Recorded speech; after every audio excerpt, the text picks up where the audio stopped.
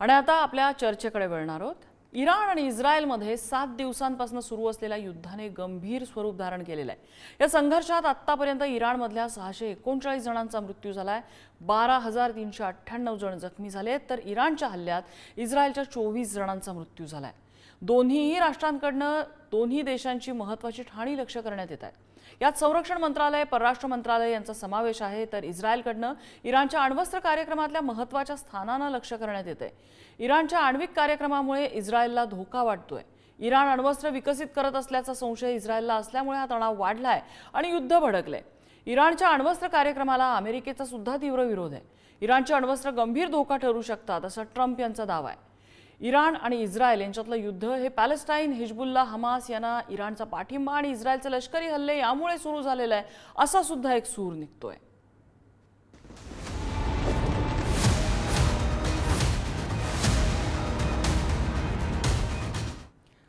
आणि याच संघर्षासंदर्भात बोलण्यासाठी आपल्यासोबत आहेत इस्रायलचे भारतातले कॉन्सुलेट जनरल कोबी शोशानी।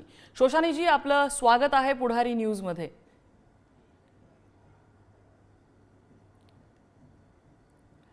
मी असं ऐकलं तुम्ही थोडंसं मराठी तुम्हाला समजतं, तुम्ही थोडंसं मराठी बोलता Shoshaniji? Your phone is on mute, we cannot hear you.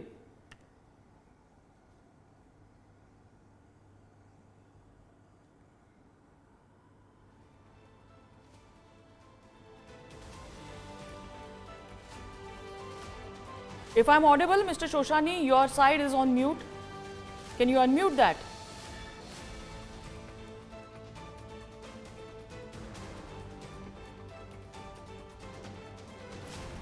आपण त्यांचा तांत्रिक जी काही अडचण आहे ती दूर करण्याचा प्रयत्न करतो। तोपर्यंत हा संपूर्ण घटनाक्रम गेल्या 7 दिवसात कसा राहिलेला आहे आपण ग्राफिक्सच्या माध्यमातून समजावून घेऊया।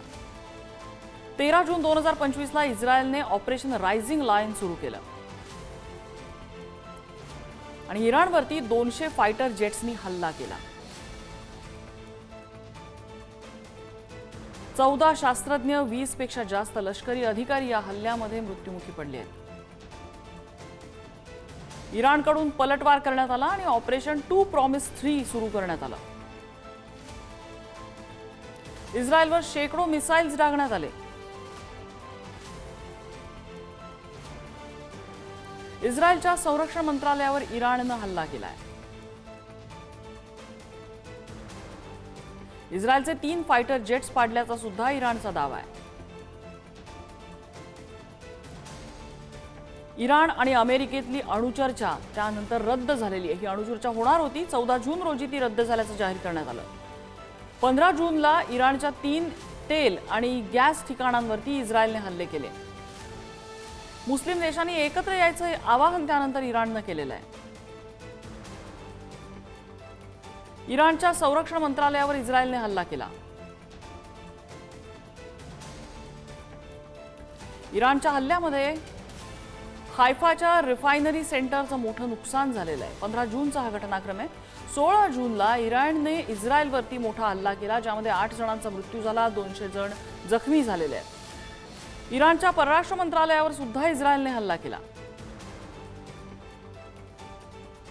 याच दिवशी इस्रायलचा आणखीन एक फायटर जेट पाडल्याचा इराणनं दावा केलेला आहे। इस्रायलच्या मोसादच्या मुख्य कार्यालयावरती इराणने हल्ला केलाय। 17 जूनची घटना। 17 जूनलाच इराणमधल्या 600 परदेशी नागरिकांची अझरबैजान मार्गे सुटका करण्यात आली। 17 जूनलाच 21 मुस्लिम राष्ट्रांनी इस्रायलच्या हल्ल्याचा निषेध केलाय। 18 जूनला इराणचे सुप्रीमो खोमेनी यांनी युद्धाची घोषणा केली। इराण शरणागती पत्करणार नाही असा अमेरिकेला त्यांनी याद्वारे संदेश दिलाय। इराणी नागरिकांना व्हॉट्सॲप डिलीट करण्याचे आदेश देण्यात आले। इराणकडून पहिल्यांदा फतेह मिसाईलचा वापर करण्यात आला। इराणच्या अराकामध्ये हेवी वॉटर रिॲक्टरवरती इस्रायलने हल्ला केला। इराणच्या अण्वस्त्र कार्यक्रमातील वॉटर रिॲक्टरवरती हा हल्ला झाला होता। अण्वस्त्र बनवण्यासाठी हेवी वॉटर गरजेचं असतं। शस्त्रास्त्र उत्पादन करणाऱ्या अराकला इस्रायलने लक्ष्य केलंय। अराक आणि खोंडब ही शहरं रिकामी करा असं इस्रायलने इशारा दिलाय. इस्रायलच्या 4 शहरांवरती आणि काही महत्त्वाच्या शहरांवरती स्टॉक एक्सचेंजवरती इराणने मिसाईल हल्ले केलेले आहेत. आणि हीच ती दृश्य आहेत ज्यावेळेला हे हल्ले करण्यात आलेले होते. इराण त्यांचा अण्वस्त्र कार्यक्रम पुढे नेत असल्याचं, मोठ्या जोमाने अण्वस्त्र कार्यक्रम त्यांचा पुढे नेत असल्याचं लक्षात आल्यानंतर आपण हे हल्ले केल्याचं इस्रायलकडून स्पष्ट करण्यात आलेलं आहे. प्राथमिक माहिती अशी उपलब्ध होतीये की युरेनियम शुद्धीकरण जे करावं लागतं या अण्वस्त्र कार्यक्रमासाठी, जे 90% शुद्ध युरेनियम असावं लागतं, ते 60% करण्यात इराणला यश आलेलं होतं आणि त्यानंतर इस्रायलने हल्ले केल्याचं कळत आहे. कोबी शोशानी आपल्यासोबत पुन्हा एकदा सहभागी झालेले आहेत. कोबी शोशानी जी, पुढारी न्यूजमध्ये आपलं स्वागत आहे. Yes, good afternoon to you. Shoshani ji, my question is it okay if I ask in English? Yes, please, if it's possible. Yes. Israel is already fighting on multiple fronts. What happened that you opened another front with Iran? I think that it's a very systematic war since October 7th. First of all, we completed the Hamas capability in Gaza. Then we moved into Lebanon and completed the head of Hezbollah.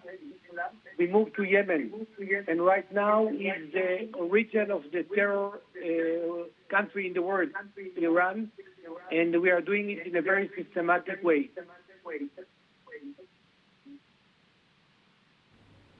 What is with the timing? Sorry? What is with the timing? Why now? It's not like Iran had started their nuclear program yesterday. It was already there, right? So why now? Yeah. What is with the timing? I think that in the recent months it was an effort from the Americans to find out what's going on and to reach into agreement about the enrichment of the nuclear capabilities. For many, many months, the Iranians cheated according to our intelligence, and they are almost a step from 5, some people said 9 warheads, atomic warheads, which bring Israel into a very dramatic days. And this is the reason that we did it in these dramatic days. I think it's a historical days. I think that it's going to bring peace, in my point of view, to the Middle East, because it's going to change completely the area. Mr. Shoshani, I will be translating some of your content to our viewers in Marathi. Is it okay? Very much. Yes. शोशानीजी आता जे म्हणालेत की इराणने त्यांच्या uranium एनरिचमेंटचा programme जो होता तो सुरू केलेला होता आणि त्याच्याना बऱ्यापैकी यश मिळत होतं, ज्यानंतर त्यांनी हे हल्ले केलेले आहेत. हुती, हिजबोल्ला आणि इतर सर्व त्यांचे शत्रू जे होते त्या सगळ्यांचा खात्मा केल्यानंतर आता त्यांनी आपला मोर्चा इराणकडे वळवला. My next question to you is, were you expecting this level of retaliation from Iran? We expected, and I think even in the first day we were surprised that the reaction was a little bit lower than our expectation. But as you saw this morning, it was a terrible incident in one of the medical centers in the south part of Israel, direct damage to the hospital. Fortunately, it was not a lot of damage by casualties, but the damage to the building and to the medical center was very, very significant, also in the center of Israel, near to Tel Aviv as well. But we expected it to be happen. That was part of the risk. But I have to tell you something which is, I think, very, very important. Like in India, we have left and right, we have opposition and coalition. Everything is okay. In this case, we don't have not left and not right, not opposition and not coalition. Right. We have united towards this threat towards the Jewish state. Right. It is the heaviest aerial attack in the history of Israel, if I'm not wrong. Even the prestigious Iron Dome could not stop it partially. What is your comment on that? First of all, we knew from the beginning that there is some limitation of the Iron Dome and other systems, not only, also Arrow and other American troops and other systems. There is we're talking about 95%, which is, I think, the highest in the world. I think this is the best system in the world by air defense. Then we know that some of the missiles going to fall down. That's we told our citizens. I think it was very, very clear to most of them. The less casualties by men. Of course, right now we have 24, I think, dead. it's because people are not entering to shelters. And in Israel, every house has a special room which is a shelter.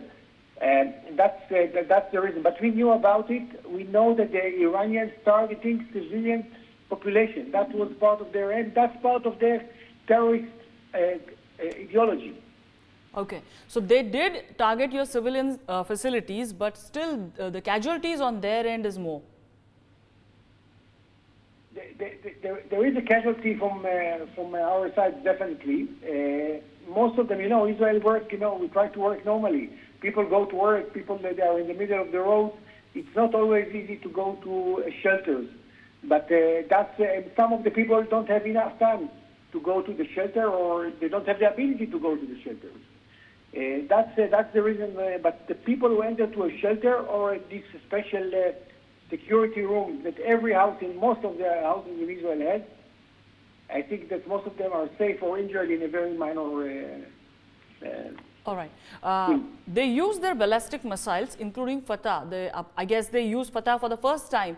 And Israel was probably ready, but partially they failed. Your air defense system is cracking, they say?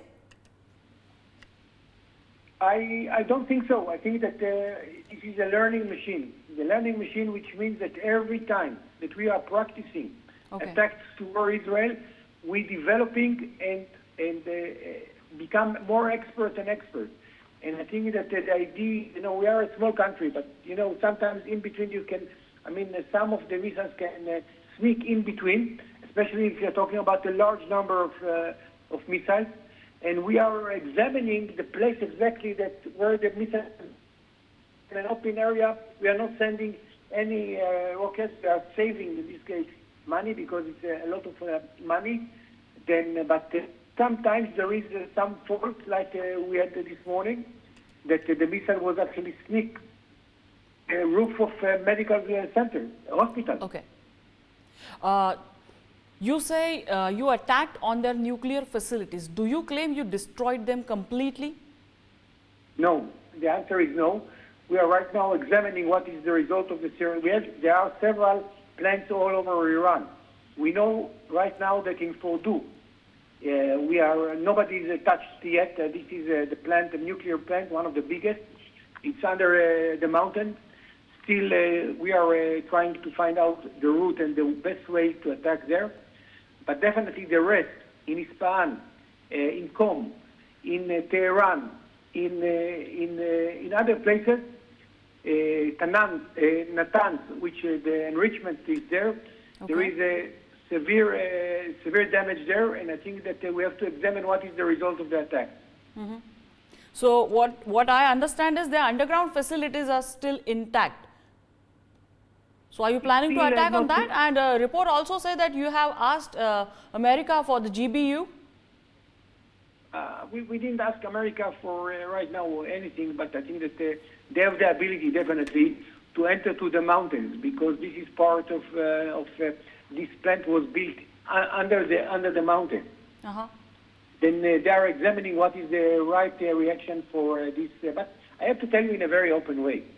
Nuclear capability in the end of such a regime is not a threat to Israel. It's a threat to the entire world. It's a threat to Europe. It's a threat to the peace and stability of the Middle East. And I think that what we are doing right now, most of the countries in Europe, they understand the risk and they give us the support. I think that's the main important thing. All right. Initially Hamas, then Houthi, Hezbollah, and now Iran. Why is it like that? Does Israel think Iran is the mothership of all those three and destroy it once and for all? Or it's just a nuclear thing? Absolutely. I think since October 7th, I think that Iran fueling the terrorist area here in the Middle East, from Gaza to Lebanon, they gave them an order, they gave them the money, they gave them the ammunition, they gave them the tactics. And we did it not in a parallel way. We did it in a step-by-step. I think Prime Minister Netanyahu made it very, very clear. We finish with Hamas. We finish with Hezbollah in Lebanon. See what's happening in Syria, when the butcher from Damascus actually disappeared from the map. And in Yemen, we do it in the last 1.5 years. right now is Iran. This is the center of these terror groups in the Middle East. You say Iran provide them with the weapons and everything. Now, Israel and Iran also have a long history, not to forget the Pahlavi era and the friendship. It is said that Israel provided Iran with weapons worth $500 million in the past, and you guys practically trained them to use the weapons. Now, Iran is using the same training against you. Does that worry you? Does that bother you? I have to tell you, I'm not sure. I think that since 1979, since the Iranian Revolution, we don't have embassy in Tehran. We had a good relation. I have to emphasize in a very clear voice that we don't have anything against the Iranian people. In the contrary, we like them, we love them, and I think that they are very smart people. We have a problem right now with the regime, and I hope that they will understand the messages coming from Washington in a very clear voice, because eventually this is the only way to get out of it. But otherwise, they will risk their regime. It's a dictatorship. When you close and turn off the internet in Iran, it means that they are worried. They are worried from internal revolution. And we don't have anything against the Iranian people, and that's the reason we are not targeting any Iranian civilian centers. We are targeting only strategic and military services. But still, you're targeting the strategic installation, but still the casualties around 650 in Iran. How many more lives does it have to be? I'm not sure that there is a lot of casualties in the civilian Iranian centers. I don't think so. And most of them, there are people who are trying to send rockets towards Israel, especially ballistic missiles towards Israel. When they try to ignite or to fuel the missiles, our Israeli Air Force find them and actually dismantle the missiles and prevent them to fly to Israel. That's the only thing. They are not civilians. They are definitely military men. Is there any chance of peace in the near time? Is there any chance of bringing this entire conflict to the table and talk it out? Thank you very much for this question. I think it's very, very important. I'm very, very, very optimistic. I think that this operation, Rising Lion, that's already, this is the 7th day, I think going to bring a peace to the Middle East, not less than that. Peace and stability to the Middle East. All our neighbors, and I get so many messages from the Arab world, and of course also from Iran as well, that understand that this operation can lead eventually to better place. I mean, the Middle East to be a better place with a vibrant economy and good relations with all countries. I'm very optimistic in this case, including Israel and Iran. What is your comment on the stand taken by India by Prime Minister Modi? I don't want to enter into internal Indian internal relations.